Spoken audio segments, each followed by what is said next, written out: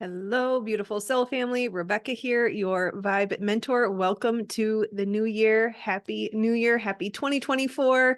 We have finally arrived. It's going to be good. I have such amazing feelings about this new year. It's exciting. I have been really looking forward to the rollover, even though I very much subscribe to the new year, the traditional new year as starting in April. This year, the new year feels different. And I'm sure you've heard me say before, we are very powerful beings. And so when you have a collective globe of people rolling over into a new year, that alone is enough to create that. So regardless of whether or not April or any other date, even if you look at the Chinese New Year, it doesn't really matter that this is a powerful time. So let's talk today, Monday Magic, intuitive energy reading. If you're new here, this is just my take on how I've experienced the energy and the guidance that I'm receiving on how we move forward. I will also say I am fighting a little bit of a cold, so if I sound stuffy or scratchy, or hopefully I don't have to clear my throat or cough, just bear with me. So big changes are coming. So typically I would start with the solar weather, but I think the astrological environment is something to lead with today. And then we'll get to the solar weather. But we had Mercury go direct as well as Jupiter go direct within the last 48 hours, 3 days, I think, last 3 days. So that's pretty significant. Jupiter, the sign of abundance and expansion and wealth and all things good. The Great Benefic has been in retrograde and has just moved forward, starting to go forward again in Taurus. And also Mercury retrograde is also ending today, I believe right around 10 p.m. Eastern time, if I recall correctly. Don't shoot the messenger if I don't get that exact. Check if it's important to you. But otherwise, we are moving very closely to all planets direct. We have one more planet that will be going direct in January. So once Uranus goes direct on January 28th, we will have all planets direct. And it can take some time for things to pick up, but I'm already starting to feel the momentum. And it feels like 2024 is going to be a pretty fast year. I know 23 was much faster. If you look back at 2020, it seemed to take forever. So things are progressively getting a little bit faster. But what's really fascinating is that we have many of the outer planets changing signs. So outer planet is like Jupiter, Neptune, Saturn, Pluto, the bigger planets. The smaller planets like Mars and Mercury and Venus, those are considered personal planets. So when you have the outer planets changing signs like that, they're very significant changes because some of these planets like Uranus takes at least 7 years to go through a sign. Again, it can fluctuate based on the elliptical. Again, I do not claim to be an astrologer. So if you are, if this is important to you, if those specifics are important to you, go ahead and check them out on your own. But it's really about creating or painting the energetic picture. So when you have Uranus that will be changing signs, let me check my notes here. Jupiter will be moving into Gemini in May. Pluto will be moving into Aquarius in March. We have an eclipse that creates an X over the United States in April. We already had the first pass that creates half of that X, and then the April eclipse will create the second half of the X across the United States, and it crosses over Texas. And that is really said to be extremely important for the areas that it is visible, and especially the area that it creates that cross. On top of that, in the following years, we'll have Neptune changing signs in 25 and Saturn changing signs in 26. So that's a lot of new energy, a lot of new themes for us. If you consider a planet like Pluto stays in a sign for 20 years, that's shifting and changing for us in March. Jupiter does move a little bit faster, but again, that's another shift and change into Gemini in May, plus the eclipse seasons. And then that will be followed, like I said, by Neptune and Saturn in the following 2 years after that. So over the next 3 years, we will be in a very different place, and the changes will continue. So it was fun that from a solar weather perspective, we had an X-class solar flare, the biggest since we've seen since September. And that was the day of the end of the year, right? So December 31st, the last day, New Year's Eve, we had an X-class solar flare that sent us off into the new year. We also had an interesting numerological coincidence or synchronicity in that December 31st, if you look at the date, it's 1, 2, 3. Let me see if I'm saying that wrong. Yeah, it was 1, 2, 3, 1, 2, 3. And from a numerological perspective, that signifies endings, new beginnings, amplification of what we are creating, and a powerful new phase of abundance. And so it is all pointing to new environment, new shifts and changes, likely some of the things that we've all been waiting for quite some time now. We also had quite a few M-class solar flares yesterday. It was relatively quiet earlier in the week prior to that, but we did have a fair amount of Schumann resonance activities on Friday and Saturday. So again, you can just kind of see this build up to 2024. We are here. It is awesome and amazing. For anyone who struggled on Christmas Day, I know that there was a little bit of a sandpapery energy out there on Christmas Day. We did have Mars conjunct Mercury, opposed by the moon, which is kind of our emotions. So our mind, our thoughts, our thinking, and our physical being, and the way we move through life was being opposed by how we felt. And so it was a relatively quickly moving aspect, but it did make it a little difficult for some people. But it was better by Tuesday. Wednesday and Thursday were relatively uneventful, plenty of activity, but not too busy. And it's normal for us to be a little bit off when we're not on our routine. So likely there's a lot of that energy out there available as well. But again, similar to like I said last week, it's not so difficult we can't transmute it. If you take the time to be present in your body and really work through what's coming up, ask intelligent questions. What am I being asked to learn right now? You can move through things pretty quickly. Otherwise, the energy has been pretty restorative, introspective. The feeling of pulling within is very common for retrogrades. So since we just had Mercury go direct, or will have it within the next few hours, it is very common to be in that introspection. It's perfect energy for looking at the past year. What have we accomplished?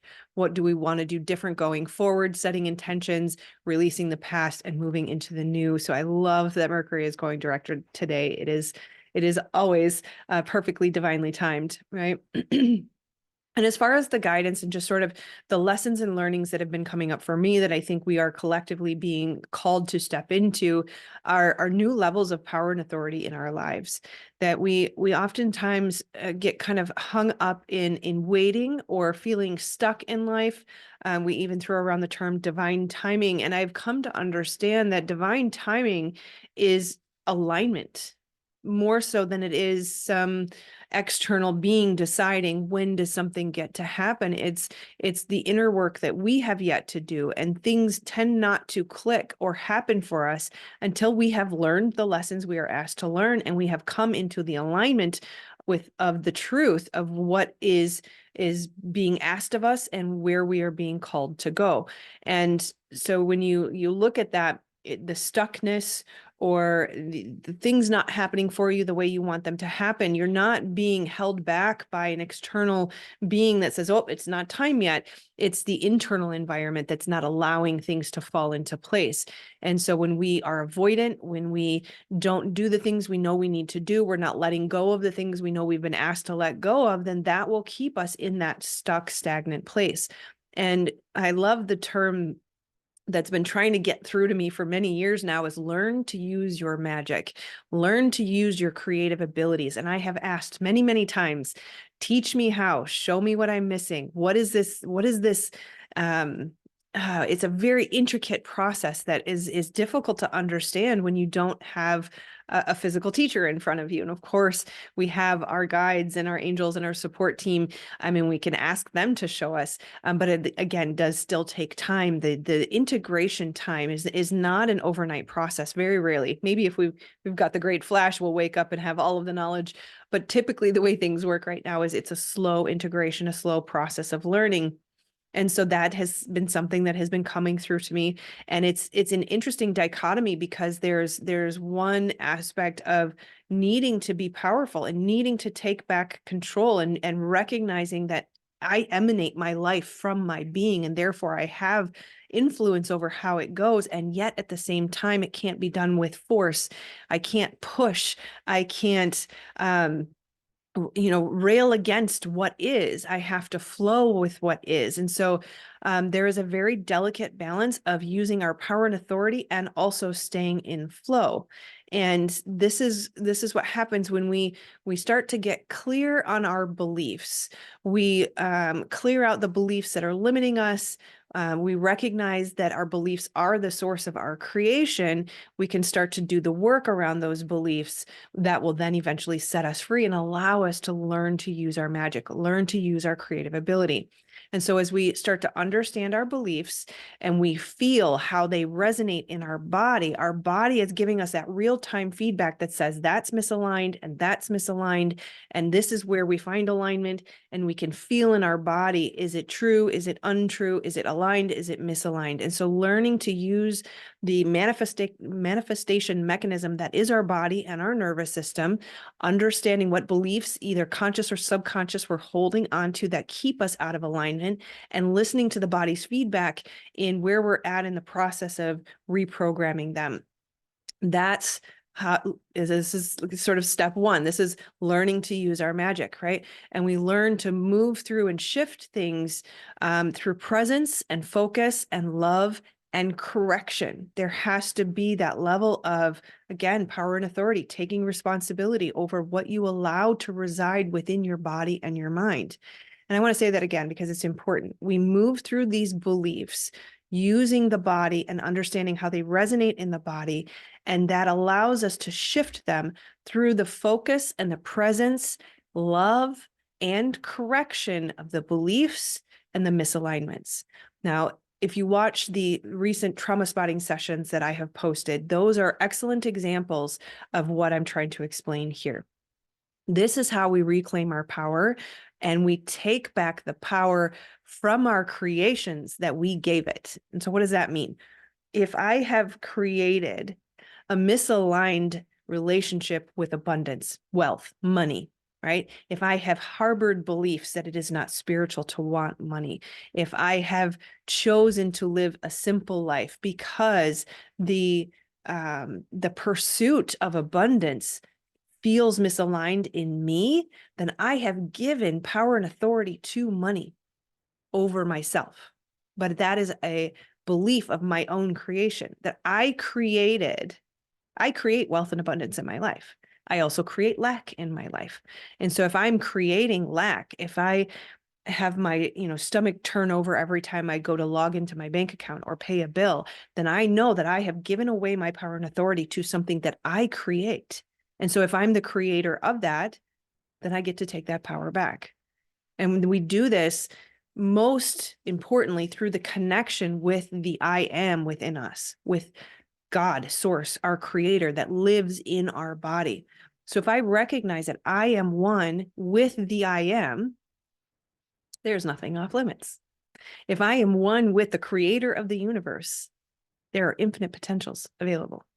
And I have to learn to understand and know and embody that belief, to know it so deeply that it's in my bones and no one can challenge that. It reminds me, this story keeps coming to mind, this phrase. There's a biblical story of the woman with the issue of blood. And she continued to bleed for many, many years. She had gone to all the doctors and tried all of the therapies.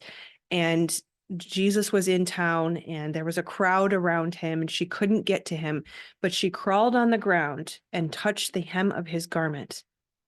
And he turned around and he said, "Who touched me?" He felt that power move through him. And she apologized deeply. And he, of course, corrected her and said, "Woman, your faith has healed you." It is our belief that creates everything. So if you struggle with anything that I'm saying, that's a gift. If I'm triggering you in any way, that is the gift that says there is a belief that lives in your body. Notice, where does it show up? Is your stomach getting angry? Does your heart hurt? Do you feel tension in your throat? That will tell you your relationship. It'll help you see your relationship. It'll help you understand, how is that belief resonating in your body? If it feels good, great, you're on the right track. If it feels like crap, you got some work to do. Again, go back and watch those trauma spotting sessions. Remember, you are one with the creator. Therefore, that means I am lives in me. I am the creator. not the utmost highest creator of the universe, but you are the creator of your life. And you are gifted that power and authority through your creator, which means you have a responsibility to learn how to use it. Now, this is the first time my sticky note fell off. So I'm just going to stick that back up there. So learn to touch into the I am in your body. Feel God in your body. Feel the power that moves through you, that animates your breath and your body. It is in you and you can find it. It's different than becoming the conscious observer, right? The consciousness within us, that is you. But the consciousness within you, when you step into being the observer, can observe the creator within you. So really touch in and get used to recognizing and being with and creating intimacy with the creator within you, right?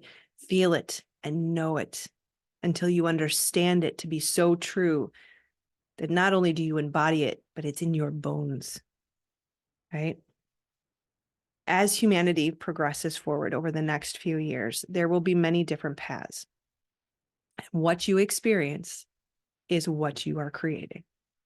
So if you are afraid of all of the conspiracies, if you are afraid of meltdown, if you're afraid of government collapse or financial collapse or whatever it is, your fear is creating. Almost got through with that one. But also remember that if you believe in abundance, you believe in protection, and you create intimacy with the divine, you will be protected, you will be safe, and it will be an enjoyable experience as we move into creating heaven on earth. All right. I love you, my friends. Make sure you like, subscribe, and share if you like this video. Do share if you know anybody who could benefit from this. Of course, it is always beneficial. And I am starting to think that these videos are timeless, so we may or may not continue to put dates on them, but I love you, friends. I'll see you on the next one. Namaste.